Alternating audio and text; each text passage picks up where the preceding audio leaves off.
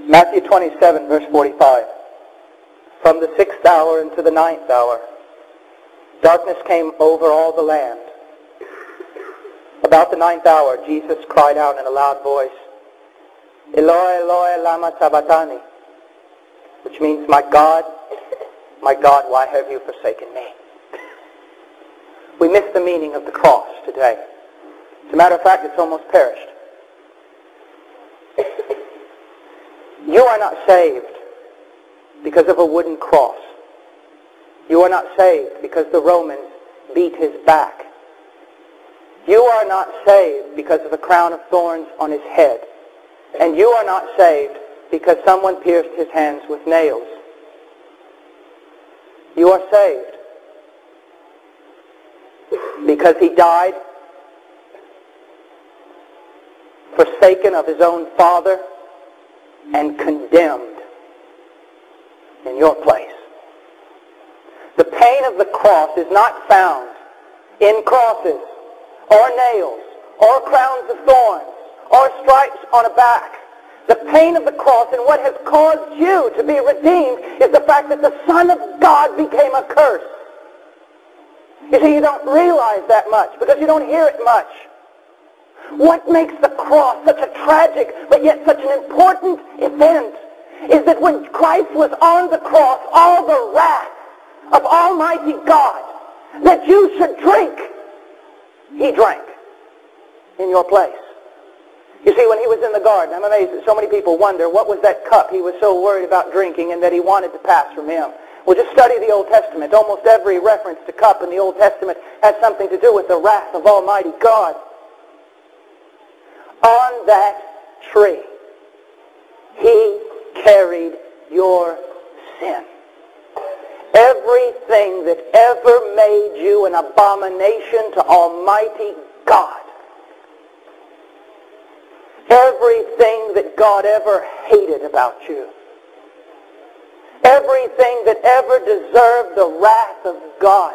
Every disgusting, despicable abomination, trespass, and iniquity you ever committed, he carried. And he held up the cup of God's wrath, and he drank it. And when he turned it over, not one drop was left for you. Where's the pain of the cross?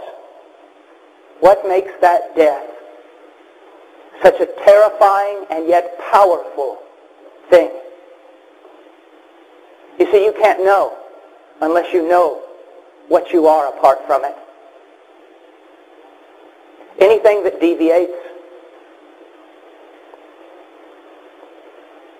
even less than a millimeter from the righteous standard of God, is nothing more than an abomination before him and under a curse. When Jesus Christ was on that tree, it wasn't Romans that bothered him. It wasn't mocking from Jews. Is that the one who had always dwelt in the bosom of the Father carried our sin and became an abomination before him and became accursed. Jesus Christ, bearing your sin, became so terrible, such an abomination. God was glorified in his destruction.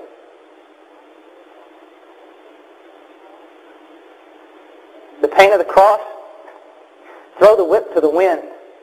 That's a little thing. Crosses, millions of people have died on crosses. Crowns of thorns, small thing.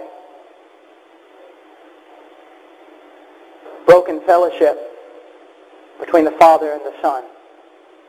Any one of us, in any shape, form, or fashion, trying to draw near to a holy God would get nothing but the heaven's door slammed squarely in our face.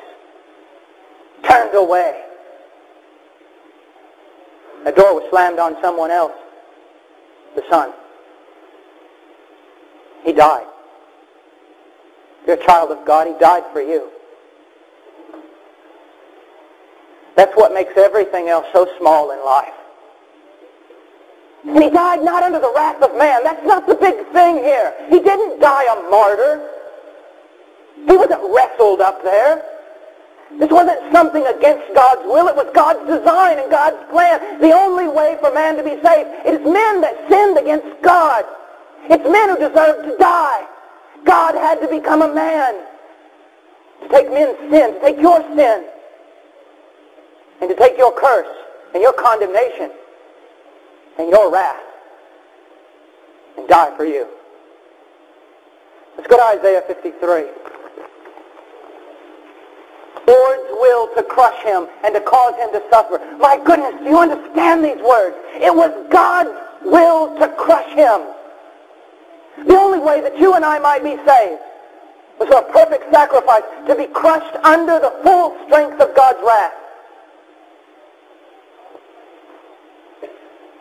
God is a just God.